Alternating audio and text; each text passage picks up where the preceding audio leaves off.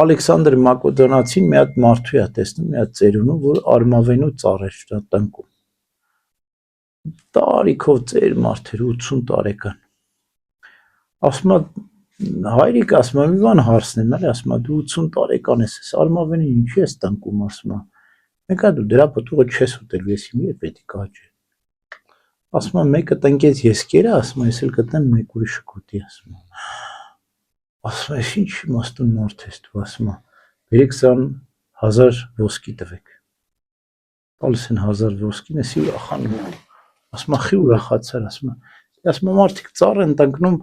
30-40 տարի հետո է պտուղ տալի, ասում եմ ծառը տնկեցի տեղում պտուղ տվեց, են էլ 1000 ոսկի, ասում մի հատ էլ 1000 ոսկի տվեք սա, ասում էսի ուրախանում փառքա տալիս, ասում է ինչի ուրախացար, դե ասում եմ ամեն ծառը մի տարին մեկ է պտուղ տալի, իմ ծառը տնկեցի տեղում 2 պտուղ տվեց,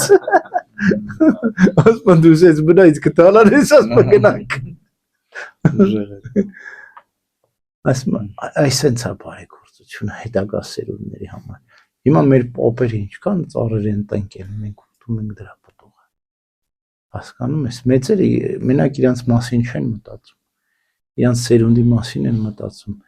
իրապես մեծերը, մեծությունները, տաղանդները,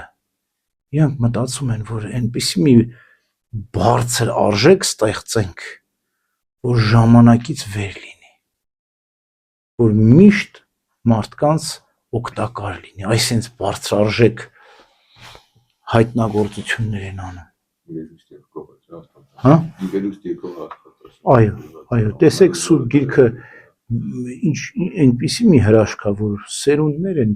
կարդում, դաստիարակում, կրթվում ու առաստված դառնում։ Այ մարդ այսպիսի բարիք պետք է գործի, բոլոր ժամանակների համար այդ բարիքը պոտոր լինի, բոլոր ժամանակներից վեր բարիք պետք է լինի, հավիտենական բարիք պետք է լինի, Աստված էլ այդպիսի բարիք է ստեղծում, մենք էլ պետք է փորձենք այսպիսի բարիք ստեղծել, անշահախնդիր բարիքը միշտ էլ գնահատվում է, երբեք չես կարող դու շփոթել